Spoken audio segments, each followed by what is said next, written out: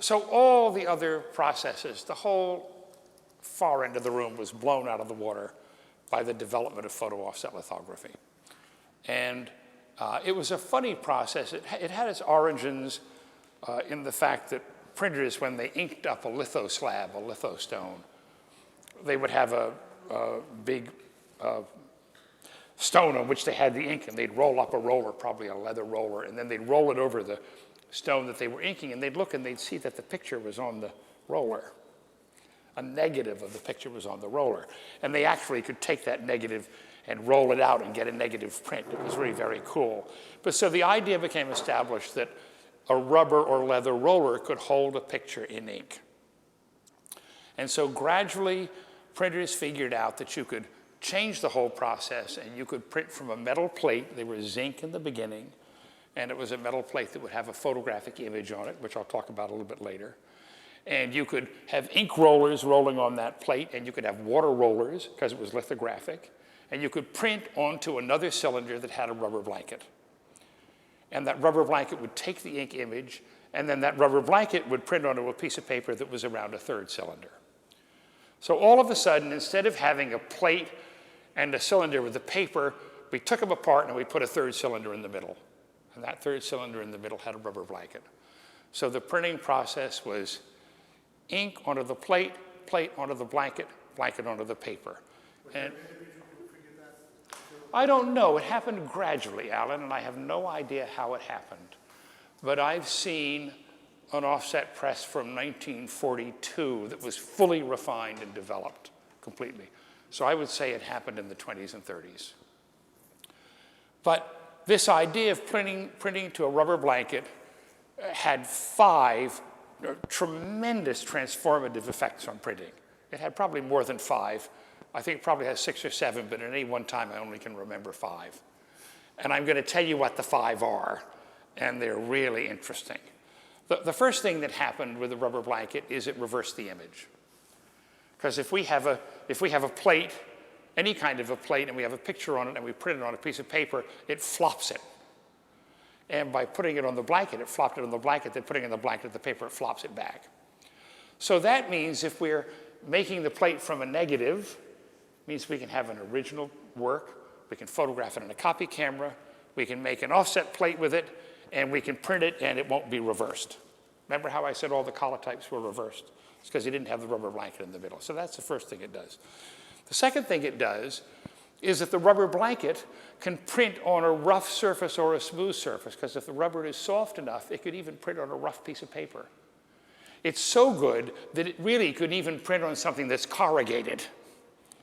So the minute the blanket came along and offset came along, we could print photographs on any kind of surface. If we look at letterpress plates, they're all printed on a hard clay-coated paper, because that's the only thing that the zinc or copper cut could print against. So the minute offset came along, we had a whole new class of paper called offset stock, which was uncoated and soft, and in many cases very beautiful. So that's the second thing. It could print on any kind of surface.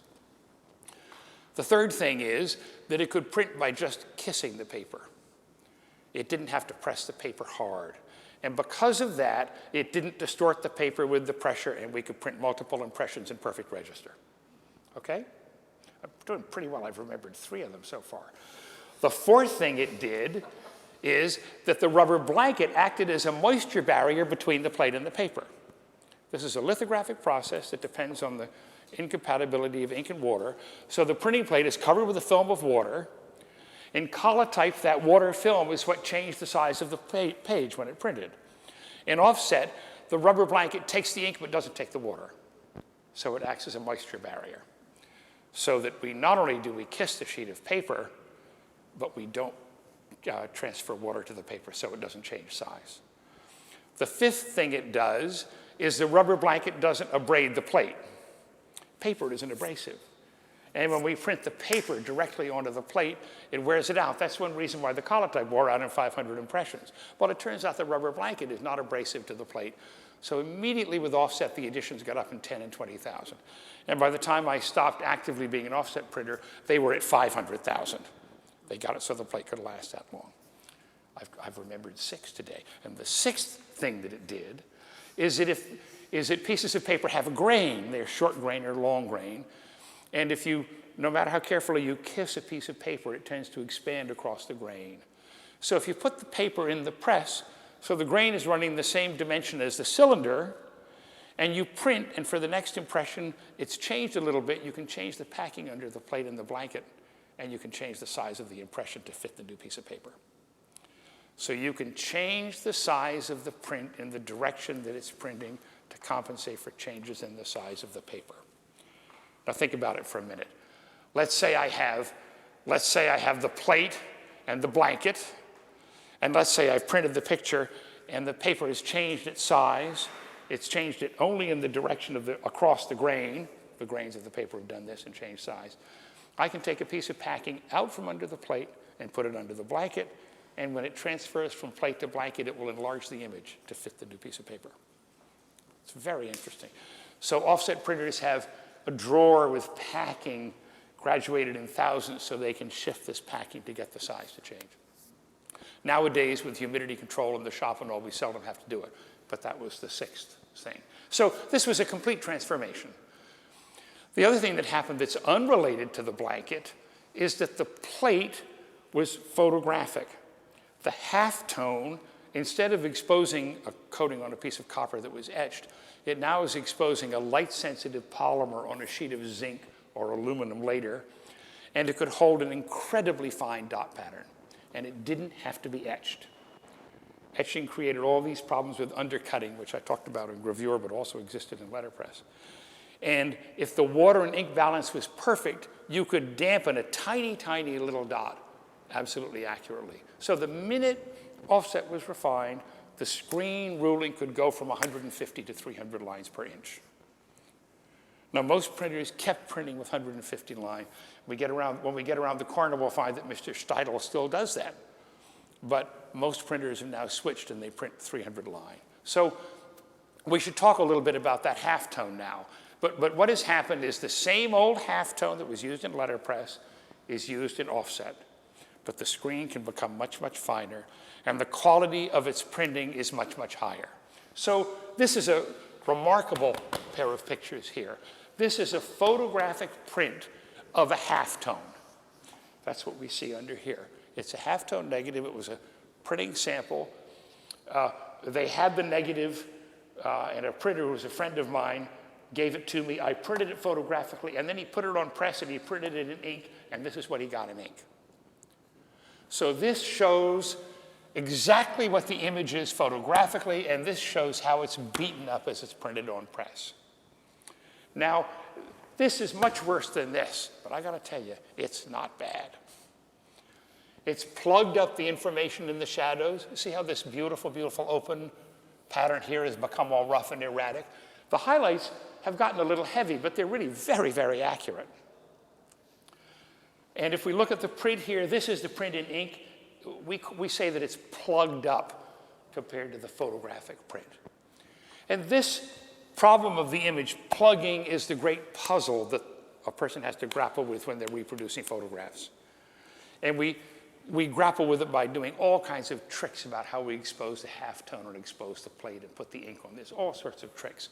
I'll get into some, but not too many.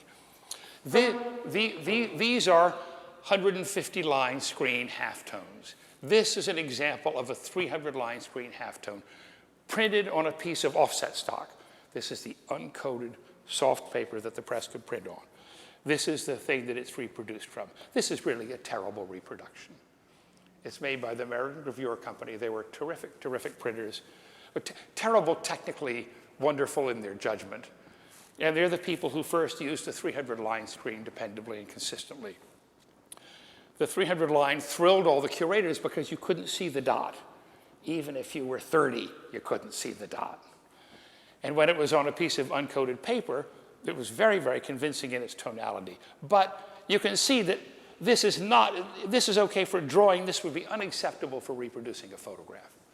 It's just not good enough. So there were terrible, terrible problems we faced trying to make good reproductions with the halftone on the offset press, which could only be solved with multiple impressions. And we'll get to them when we get to this other wall, and I'll start to talk about them. Yes? This is what you were doing with doors when you first came with the George O'Keeffe drawings, or We were doing 300-line reproductions of drawings in 1 or 2 impressions. That was what we were doing in the beginning on this kind of paper. So, oh, you know, I really should have started here maybe, but that's okay. I should say at the very beginning of offset, they were making fruit labels. I really should have started this end of the wall.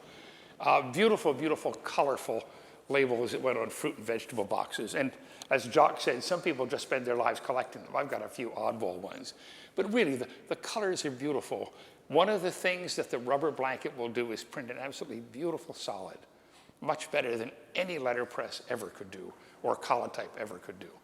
And so we can get beautiful solid colors starting to turn up. And if we look at this, we can find very crude halftones beginning to show up. This is probably well, this says copyright 31. It's probably printed in the 40s, somewhere in there. This idea that it could print beautiful flat colors led to its use for making colorblind tests. And this is a Japanese print from a series of prints from a colorblind test booklet. This is what most offset printing is done like today. This is the cover of a little magazine. It's 100 dots per linear inch, coarse, beautifully printed on coated stock, clear as a bell, not very good resolution, dirt cheap. Absolutely dirt cheap. When we made a letterpress cut, somebody had to etch the copper. The copper had to be thick. It had to be mounted on a wooden block to be locked up with type. Here, an offset plate to print a sheet this big cost 10 bucks. It's dirt cheap. And you just expose it to halftone negatives and you get it. So it's cheaper than anything else. We can make an argument that the stages of technology in printing have been represented by a steady reduction in the mass of the printing matrix. So we've gone from lead type to the zinc cut to the collotype plate to the offset plate. And by the time we get to offset, it's a half-pound sheet of aluminum that'll print a 28 by 40 sheet. It's really interesting because the cost of something has a lot to do with the mass of the materials that are in the thing that we're using. So offset came along. It had fine screen work on uncoated or coated stock. It had 150-line work on coated stock in 1 impression, but it never was able to make a good reproduction of a photograph. That was the stumbling block. And I was lucky enough to start working on the problem of reproducing photographs in the mid-60s, when photographs started to be worth some money. We had a few galleries coming up here and there, and people were beginning to collect them, and photographers were beginning to be well known. And there was a series of people who worked on the problems of how to reproduce photographs, and I was lucky enough to be one of them. So if we turn around to this wall, we can talk about some of the solutions. Yes, Josh? Yeah. How much did things just like the quality of inks or the aluminum sheets, or in other words, the materials printers use affect the quality of what you got versus the process? Well, it's interesting. The plates have become more consistent. It's a really good question. But their quality to me as a printer has steadily gone downhill. And the plates I used in the 70s were far better than the plates we use today, because the ones in the 70s I could change by the way I exposed them. And the plates today you can't do that with. How about inks? And the inks were just as good then as they are now. The technology of the blanket has stayed the same. The only thing that has changed in offset is the presses have become much more accurate. Electronics have come in for the controls, and the paper actually has gone downhill too. The presses are what have become great. So I would say that the plates are more consistent, less interesting to work with. The ink is no better. The presses are great, and the paper is less good. That would be my general description of what's happened. And really, the technology of offset has frozen. And this happened with letterpress too. And if I knew what I knew about halftones now, I could have made just as good a print in the 70s as I make now, except I now make all the film with the computer.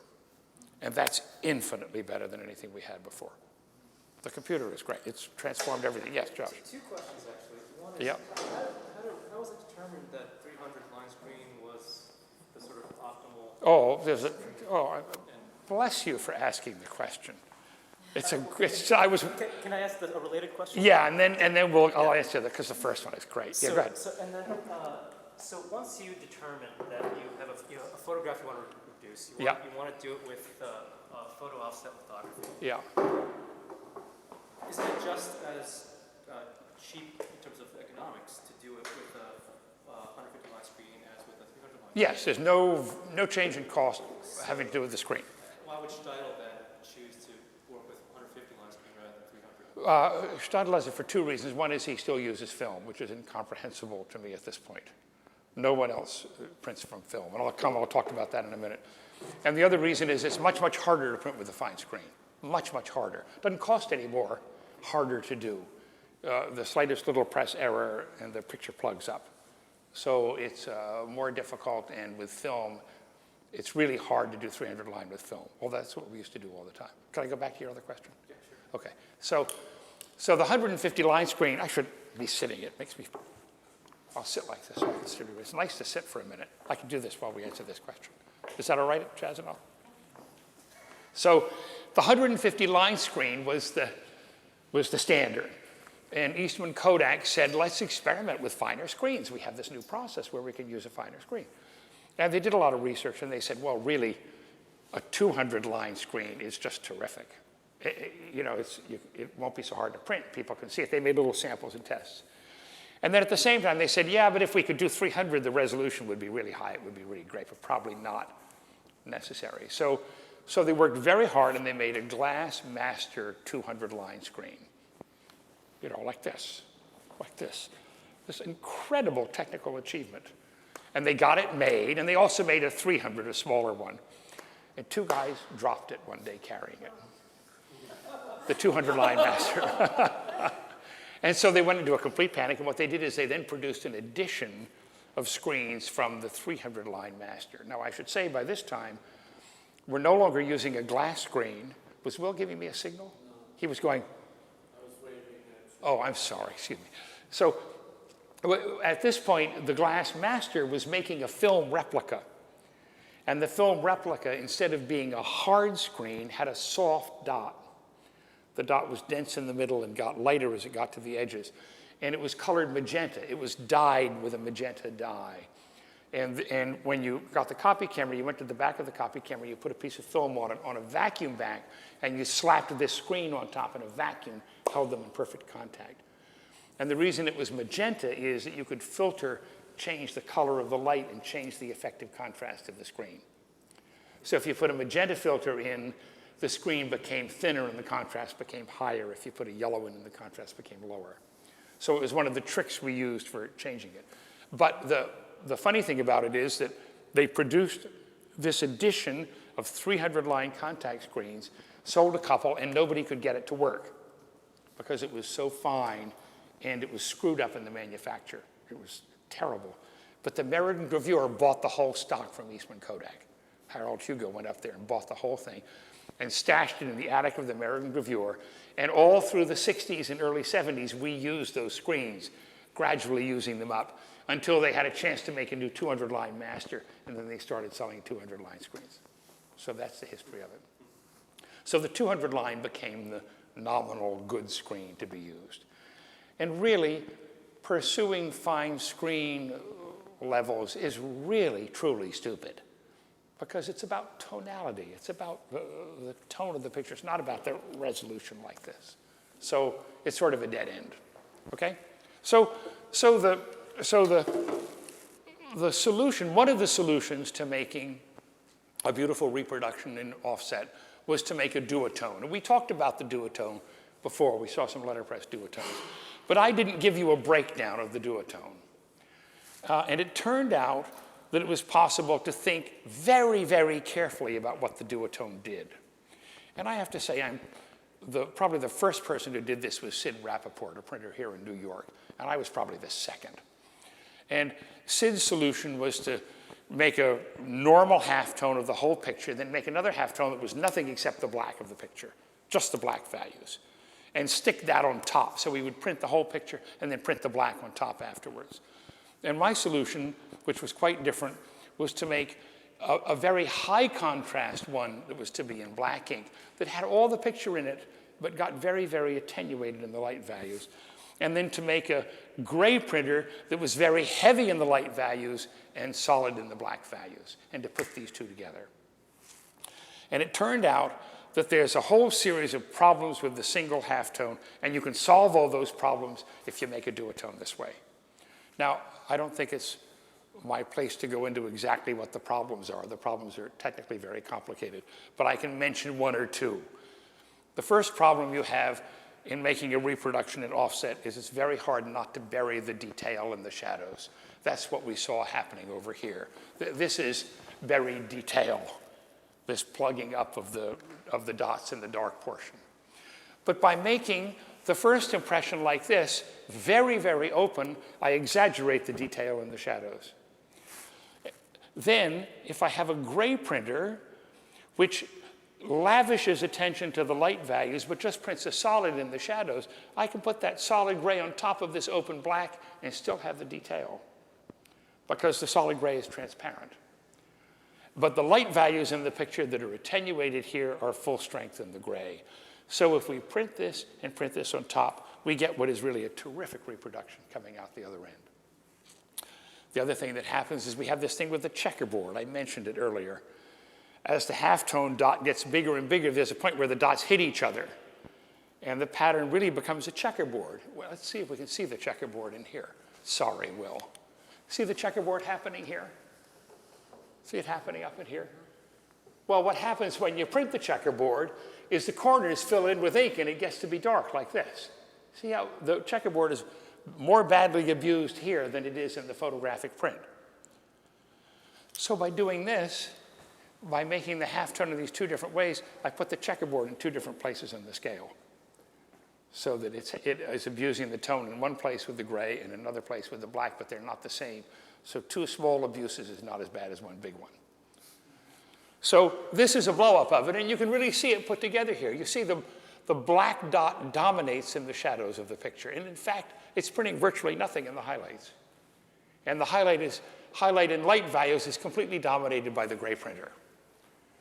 So the basic solution of the duotone is let the gray carry the highlights, let the black carry the shadows. Now, the miracle of printers is they never, ever really get their act together and figure this out. And the reason they don't figure it out is that they've got somebody in the shop making the halftones who's only there for 3 or 4 years and then quits and gets a better job. And you probably have somebody who's not really interested in photographs and really interested in reproductions who's making the things. But now, as the computer has come along, Photoshop has curves built in for making duotones that really give you a pretty damn good starting place for making reproductions in 2 impressions. So this is a set of duotones. They're really not the best example in the world, but they do the job. This is a black printer. This is a gray printer. This is the two together. Same thing. The gray is carrying the light values. The black is carrying the shadows. This is it on uncoated paper. This is it on coated paper. Softer. Or do I have it backwards? I don't know. I don't know. Oh, here's the same duotone on soft uncoated paper. The black is not as black on the uncoated paper. The black is weaker. Here it is on an off-white paper. The lesson in all this is that all of a sudden we have a whole bunch of different solutions to the puzzle of how to reproduce a picture. And it's no longer just a case of what the color of ink is and what the single halftone is. It's how they get put together. It turns out there are limitations in the duotone, and they can be solved by something called a tritone. And a tritone involves printing the picture in 3 colors. And this is a breakdown of the 3 colors. This is a reproduction of a Lee Friedlander picture from his book on the Cray Corporation. This is the black printer, extremely exaggerated and open. On top of that is put a dark gray printer, which really is carrying the information in here and beginning to carry some of the information in here. Those together make this. On top of these is put this, and together they make this. Now, this is a completely radical plate to be printing on top of this. And the thing that's radical about it is that there is no information whatever in here. There's lots of information in the picture here. And it's beautifully put down here, but somehow we can take this and put this on top and still have the information be visible. It's really counterintuitive. We would think that this solid would bury the detail in there, but it doesn't. Why? It's because this ink is transparent. And this ink lets us see the black through it.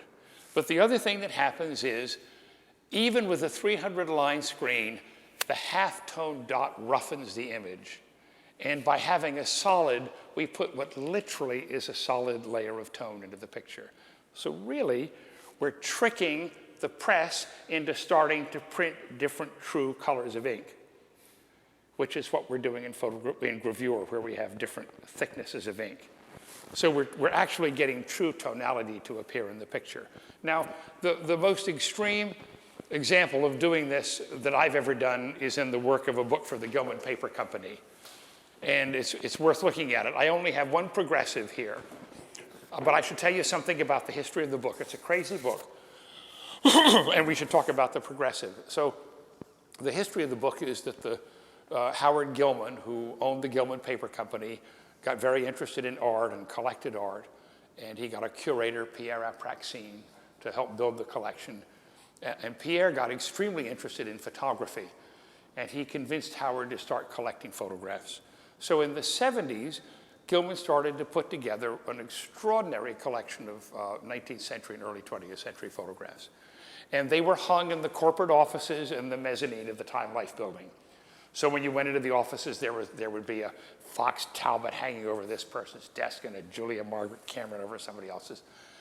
And after about a year or two of this, they began to realize that the pictures were getting ruined by being hung on a wall in New York City, where the air basically is ghastly and awful, and the temperature's erratic, and it was wrecking the pictures. So I got a call from Pierre, and he said, we want to make a perfect set of reproductions of the pictures so we can hang the reproductions on the wall, and we're going to throw the executives out of the corporate gym and turn it into a humidity-controlled storage place for the original photographs. And he said, everybody tells me to talk to you about how to do this. And their original idea was that they would make color photographic copies. Now, there's no more ugly thing in the world than a color photographic copy of a black and white photograph. It's the worst possible thing you could do. And at that point, I had all the tools for a full offset print shop except the press. So I said to Pierre, well, I said the way to do it is to buy me an offset press, and I'll make perfect offset reproductions of the pictures.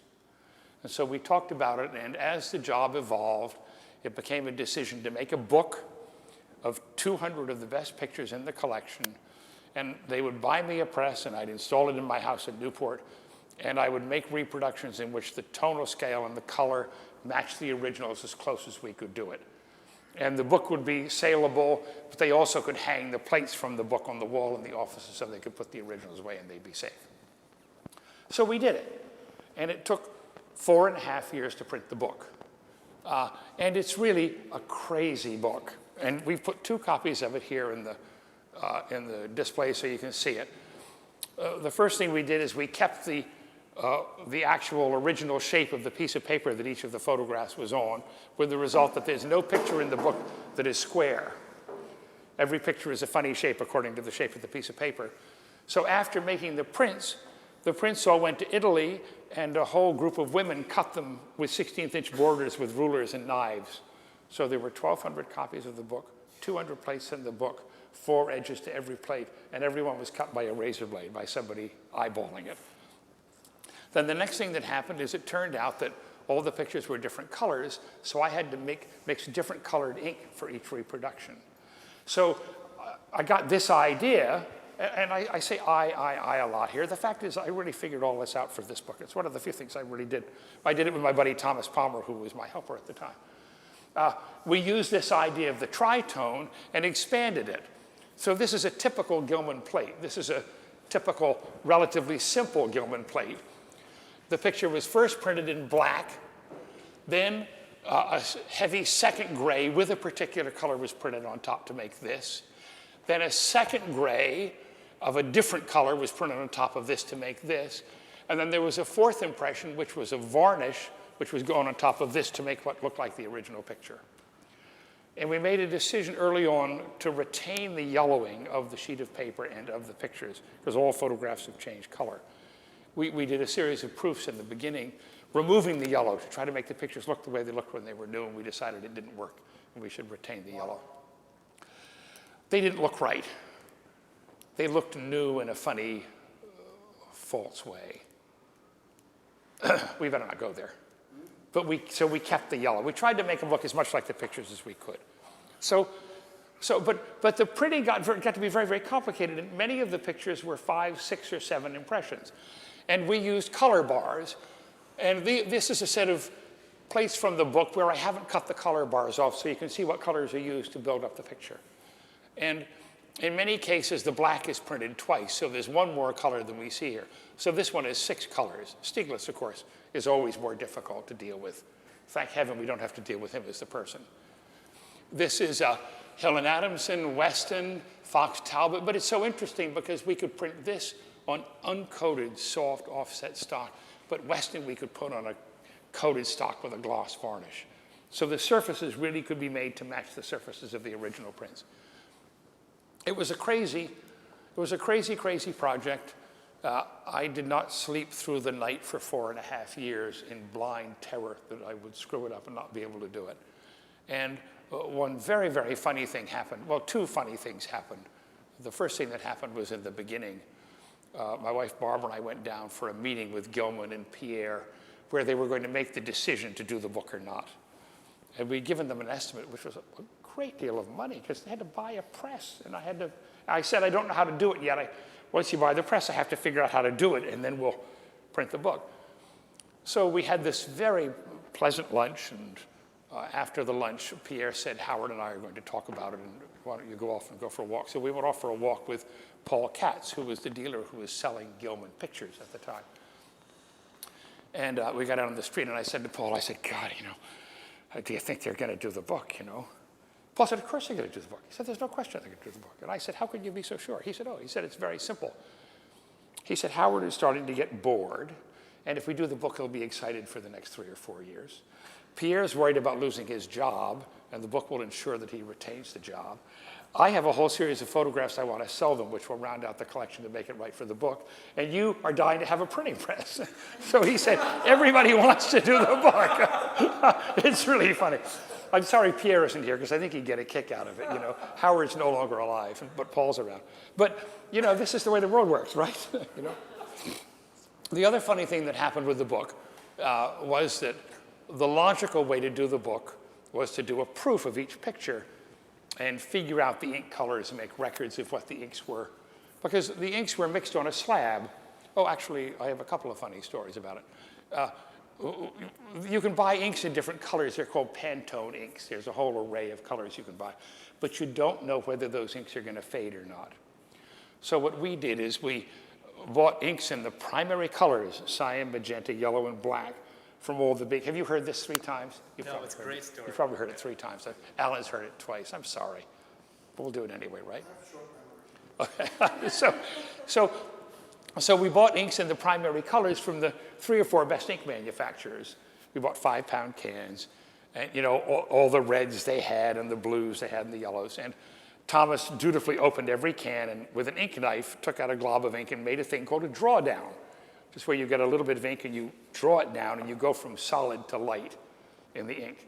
And after these were dry, we wrote on each side of it what the ink was, and we cut the drawdown in half down the middle, and we put half of them in a notebook and put the other half up on the roof under the direct sun to see how they'd fade.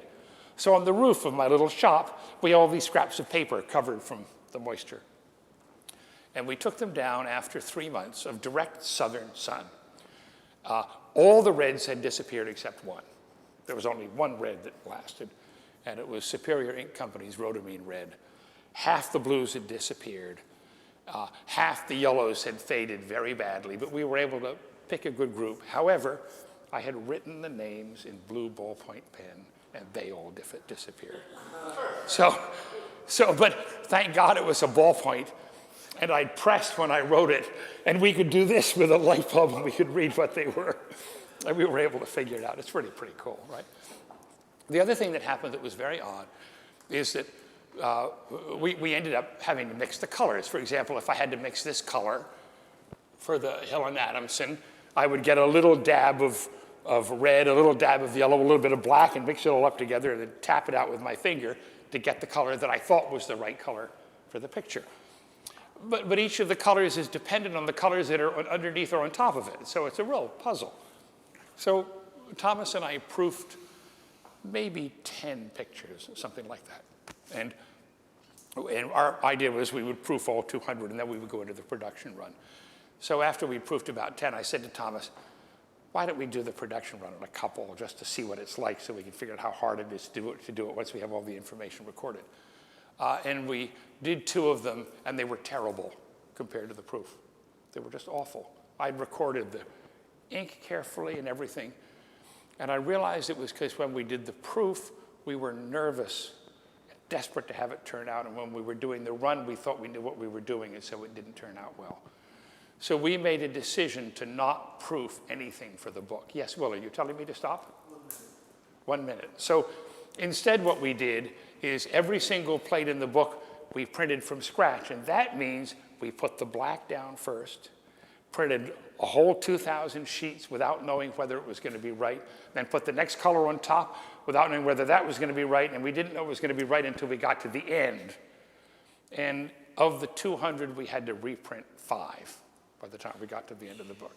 But that's why I didn't sleep for 4.5 years. How'd I do? Are we finished? When I went to the American Gravure Company, I started doing offset. But they also had Collotype going on in the company at that time. And Collotype died within about a couple of years of me being there. But I'm saying this for the benefit of the tape. The American Gravure Company never printed a gravure ever in its entire history. You taught yourself that process when you did the Gilman book. No, the Gilman book is not gravure either. But I taught myself gravure, and I did work in gravure for different people and of my own pictures, too. The Gilman book is offset. Yeah. You had a question? Yeah, so I'll just look at these 2 Frank reproductions juxtaposed, and I'm wondering, so there's a... Now Josh, that was the most mumbled question I've ever heard. Sorry. Or had you not gotten to it yet? So I haven't gotten to it. Okay, So okay. I'm looking at the juxtaposition between these 2 Frank reproductions. Yeah, And so obviously there's a difference in printing technology. yeah, yeah. But it's one of the differences between the sort of the lucidity of this and the blocked quality of this, also the fact that this is from the negative, and this is Well, did we ever decide whether these were done from negatives? I think they were. I've always thought they were, but I thought you said they weren't. No, I think they were. Okay, because Peter Galassi has found out that in fact the decisive moment was done from negatives. Yeah, I think it was And I've always thought this was done from negatives. the same company. It was Draeger for... Yeah, well, I've always been sure it was, because here's the photograph printed on silver paper on the left. And when you make a film positive, everything can be completely open. And what's happened is they've etched the blacks perfectly, and then they've changed the etching bath to get all the middle tones to be right. So I have always thought it was made from negatives, but the most recent time you and I talked, I think a year ago, we thought it wasn't. I think they are. That's great. Well, that pleases me to know that they are, and I would say that's a big part of the difference. The other part of the difference is that Sid Rappaport's process, which was a great process, just wasn't working properly when he did that book. And we'll talk about Sid when we get to offset. Okay? Okay? Now, I want to say a quick thing before we change rooms.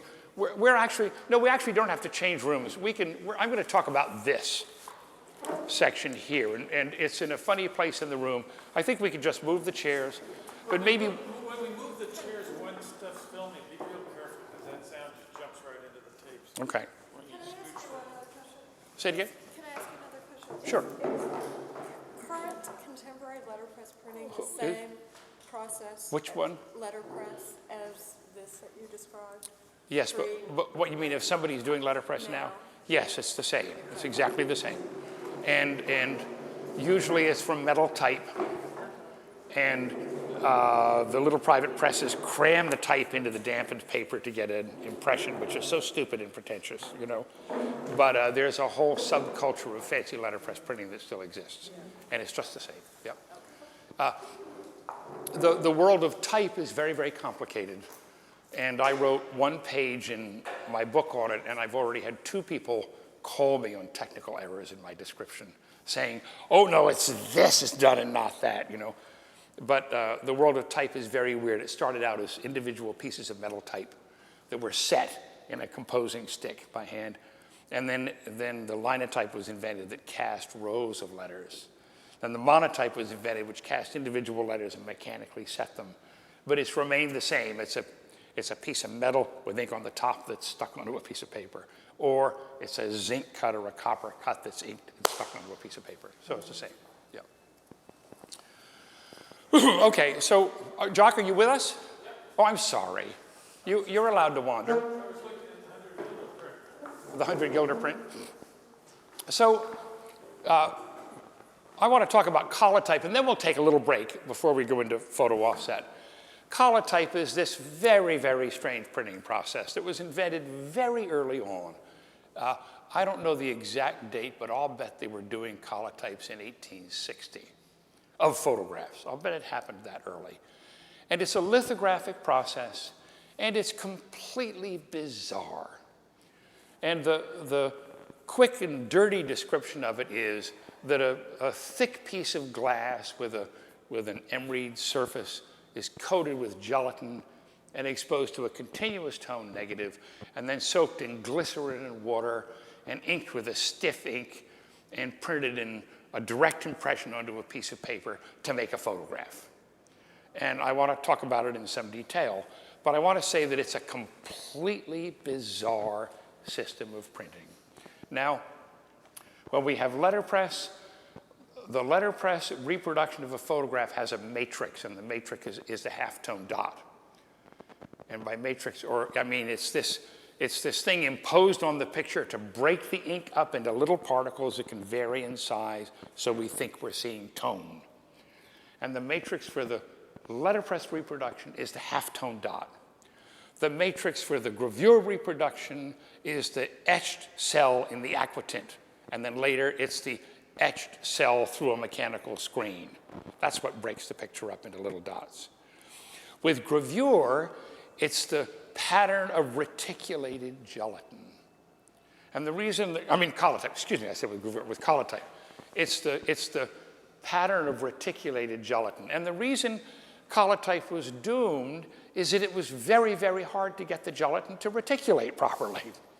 So it never could be mechanized, common process. It became well established in little studios and shops, and it died totally in the 1960s. There have been a couple of art places that have tried to revive it, off and on, but basically it's dead. When I first came to the American Gravure Company to get a job as a lowly offset cameraman, they gave me a tour of the shop, and this old guy who owned the company walked me around through the shop, Parker B. Allen, this great old guy. And we went into the collotype rooms, and the collotype presses were huge. They were from maybe here to that wall, and they consisted of a massive plate, a flat plate, an iron plate, running on railroad wheels, on track. And it would roll underneath a cylinder about this big in diameter around which you put the paper. And Parker said to me, yes, he said, this is the collotype department. And he said, we have 3 presses. And he said, we found very early on that collotype could only be performed by people of Teutonic extraction. and the pressman was Allendorf, Zandi, and Brecklin, these 3 Germans who ran the presses. It was a hideously complicated process. And when a collotype was right, it was absolutely beautiful. And we've put some collotypes that are beautiful up here. These are 2 of them. These are extraordinary. And when we take a break, which we'll do after I talk about collotype, look at these closely. You can't believe how good the print is. Not only is the print beautiful tonally, but it's much sharper than any other printing process. There was a little thing about adjacency in the collotype plate that perfectly emulates the unsharp mask in the computer, that gives a heightened sharpness to the picture. Maybe I'll talk a little bit about it later. This is a blow-up. This is a 50 times blow-up of this, and you can see the collotype grain in here. It's a wormy, very funny, wormy, irregular grain. And really, one of these is what was used to make the screen that made this. Somebody had a collotype plate, a coarse collotype plate, and made a film negative of it and used it as a screen for that early halftone. Because you can see it's a related pattern, very related. It was very, very hard to do collotype in color. And the reason it was hard is that this big cylinder that the paper went around went right over the glass plate with the gelatin on it, and the gelatin was damp. Because the gelatin was damp, the piece of paper would take up water and go and get bigger, because anytime a piece of paper gets wet, it gets bigger. So you couldn't ever refit it, because it wouldn't fit the plate the next time. So all Collotype shops used to have racks hanging from the ceiling, and if you were doing something in color, after you printed the first set, you hang the pages up on the racks and let them dry for 3 days, and then you try to put the next color on, hoping the piece of paper had shrunk back to its normal size. So this is very funny, because this is a Seurat painting, and the Collotype is pointillism just as much as Seurat's painting. It's very funny, and it's the reason that I picked that to go there. But before we get to the big sheet, I want to talk a little bit about exactly how it's done, because you can't imagine how crazy Collotype is. It's just completely crazy. So the printing plate is a sheet of glass, and usually the glass is about 3/8 of an inch thick. And at the American Gravure, where I saw Collotype for the first time, the plates were 28 by 40 inches. Now, this is a very big piece of glass. This is considerably bigger than that press sheet. And the surface of the glass has been ground with 600 grit emery, right, by somebody who's laboriously done this with a muller and ground it with the emery for a whole day. And you didn't have to do this very often, because you could use a plate many, many times, but every once in a while they'd break. And the glass is what's called tempered glass. It's the same stuff that's in safety windows, not with the plastic through it, but it's a glass made so that if you break it, it breaks into millions of little pieces, so it doesn't have the big deadly shard that you can get cut on. And it turns out that you can put a tremendous amount of pressure on a piece of tempered glass. So this great big plate of glass has poured onto it a hot gelatin mixture. The hot gelatin has in it our old friend bichromate, that hardens gelatin according to exposure. But it also has mysterious ingredients that every printer figured out, and I call them, my generic term for them is frog's legs and bat's wings. So that we have gelatin, the sensitizers of the bichromate, and then various frog's legs and bat's wings, which are the secret ingredients that printers figure out. And this is poured onto the plate, and an excess is poured on, and this huge plate is tipped very hot to get the excess to flow off. And then it's put on 3 perfectly adjusted little screws that hold it exactly level. And then it's covered up with a wood frame box with muslin tacked around it, and underneath it is a little tiny heating coil. And it's in a room where there's no vibrations, and the heating coil hums along at 20 watts or something. And in 8 hours, this plate dries to be perfect. You can see why it was doomed. And then after it's dry, the plate is taken out, and it's exposed to a continuous tone negative, a regular camera negative that's backwards. It's reversed. So if we make a copy negative for a Collotype reproduction, it's made through a right-angle prism, which reverses the image. Okay, it has to be flopped. But in a case like this, the plate is exposed once to these 11 negatives. Is it 11? 4, 5, 6, 7, 8, 9, 10, 11.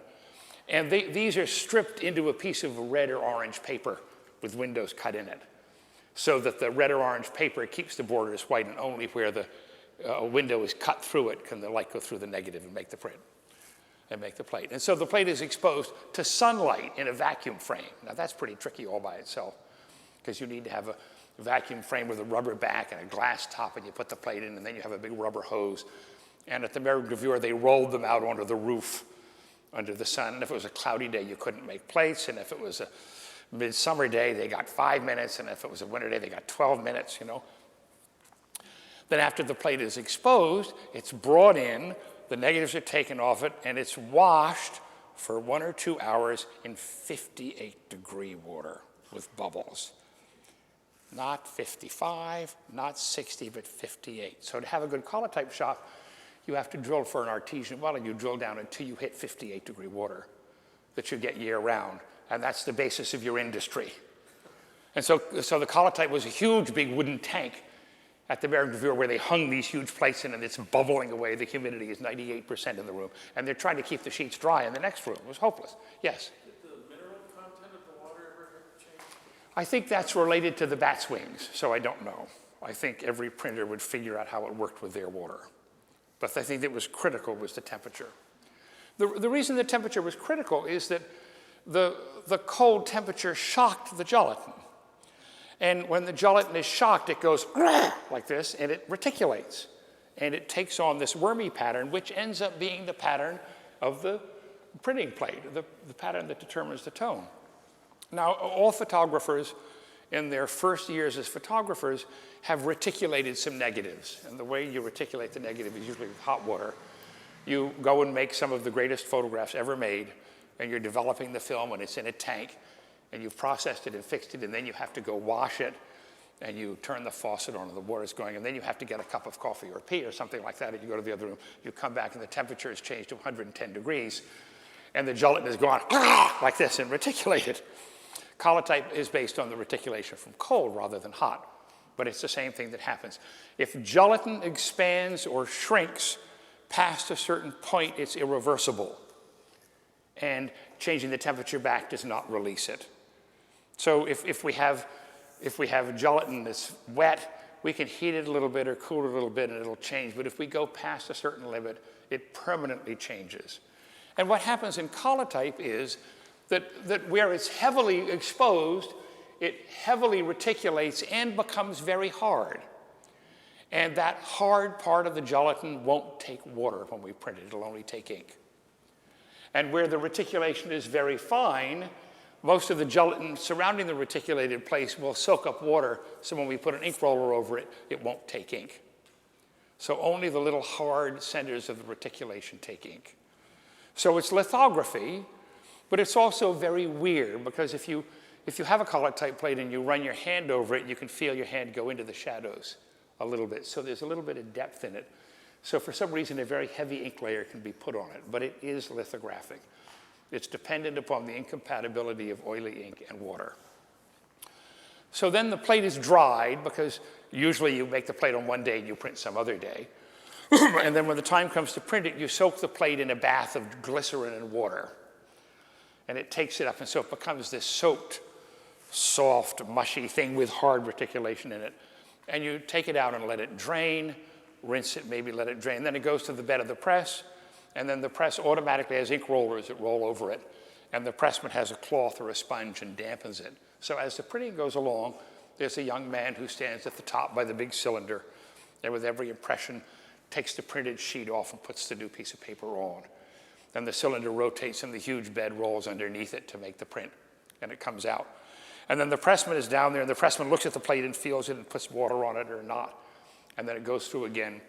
So all the time you're printing, the print is weak because there's too much water, then it gets stronger as the plate gets drier, it gets stronger, stronger. Then the pressman puts water on it, and it's weak again. So the quality of the printing does this as the print run goes along. So the old saw used to be that if you wanted to make a beautiful portfolio of 100 plates printed in collotype, you printed 500, you went to the local auditorium, laid them out on the floor, and picked the best 100. And that's true. It's erratic and up and down and very, very uneven. The other trouble with collotype is the plate only lasted for 500 impressions. And if the book was in an edition of 1,500, you had to make 3 sets of plates.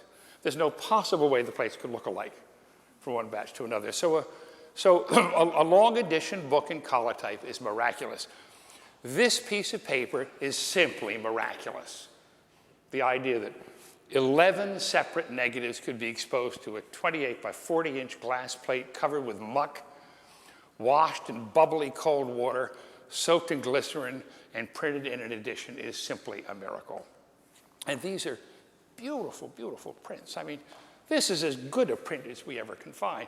And it has nothing to do with the beauty of gravure. It's a hard, tough, edgy, contrasty kind of beauty that's very, very different than gravure. Sometimes it was used as a basis for hand coloring. And I've put 2 of these in. This is a very, very beautiful hand-colored black and white collotype that you should look at. It's as beautiful color print as we're going to find. Then it had its heyday in postcards. And 90% of the European postcards are printed in collotype. And so if you're serious about printing, you should always carry a magnifying glass around in your pocket. I don't have mine today. But if you go to a junk shop and you find a nice postcard, you slap a thing on it and you can see the collotype whirly thing and you know it's collotype. You get so you can recognize them by eye. I should say a quick little thing. There's a term called acutance. And if you look it up in many dictionaries, they don't have the word in the dictionaries. And acutance is edge effect. And it's the source of sharpness in photography. So when we make a photograph and we expose a piece of film through a lens, whether it's a plate or a piece of film, anywhere there's a junction of a light tone and a dark tone, there has to be some sort of border between them. And if that border is mushy and soft, the picture looks unsharp. And if the contrast of that border can be raised, the picture will look sharp even though it isn't. And there were many, many tricks in development when we developed photographic negatives to increase the brightness, the contrast of these borders. The classic trick was still development. And if you put film in a tank and you do it like this to get it all agitated and evenly dispersed, and then you put the tank on the table and you hit it so the bubbles go away, and you let it sit for a minute, still, where there's a highlight, the developer becomes exhausted. And where there's a shadow, it remains fresh. Does this make sense in the picture? But those two chemical solutions are different, and they mix. There's a law that they will try to mix. Two dissimilar fluids will try to mix. And as the exhausted and the fresh mix, the fresh stuff increases the contrast on the exhausted edge, and the exhausted increases it on the fully developed edge. So what happens is you get a little jump in contrast at that edge, and it makes the picture look sharper. This is why when you develop film in microdol X or D76, they say if you dilute the developer, the picture's sharper.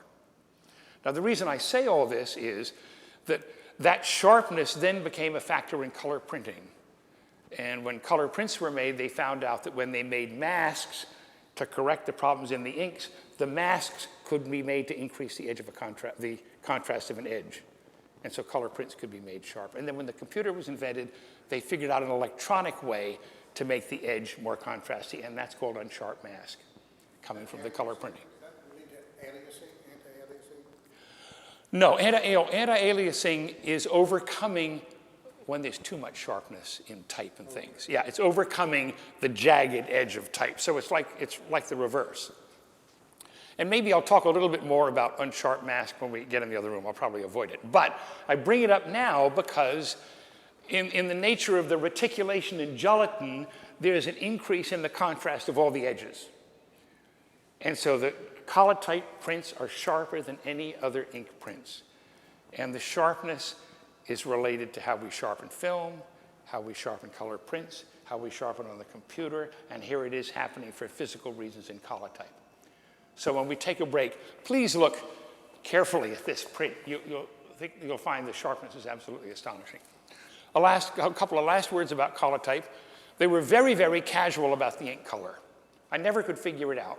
But you'd find a Collotype book, and one page would be brown, and the next page would be green, and the next page would be blue. It makes absolutely no sense. And these are two plates from one portfolio. You could swear this was a blueprint, and this was a Collotype. They're both Collotypes, and I never have understood what the guys were thinking with the ink color. It's never made any sense to me.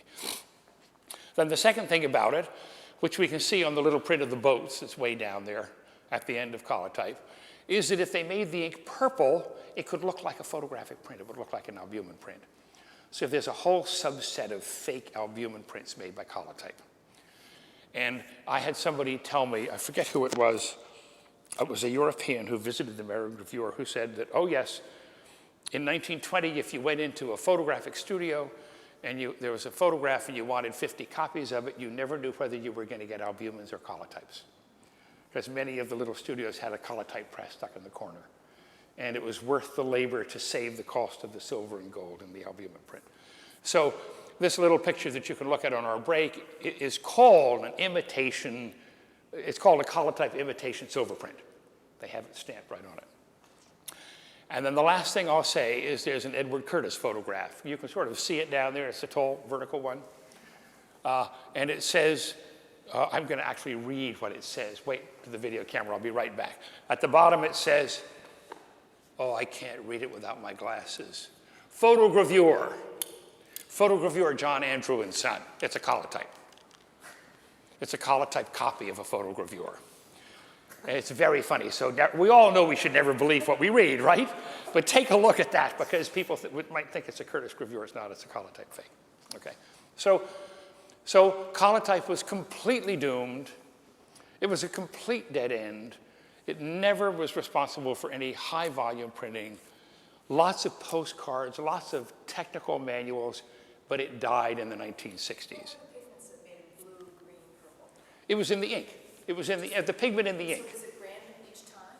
Or I've never figured, Susan, I've never figured it out. they could control that? Sure, they could, I don't know whether the ink makers didn't care about what color it was or the guys running the press. They would just grab a can of ink and one print would be green and then the next time they did it would be brown. I've never figured it out. It comes from the pigment in the ink. It makes absolutely no sense. Why should this house be blue and that house be green? What are they thinking? And actually, I gave MoMA a little book where every plate is a different color. I've never understood why it happened. So if there are all these weird dead-end printing techniques, Yeah. how did they become almost industry standards or sort of widespread through the industry? How do like photo studios have Collotype studio in the corner? Well, because there was a moment where it was practical. The quality in general was low. We have to be clear that the quality of printing has steadily gone up. And it was really pretty lousy in the past. And Collotype came along, it was really quite nice. And half the time it worked well. The other half it was lousy, but who cared, you know?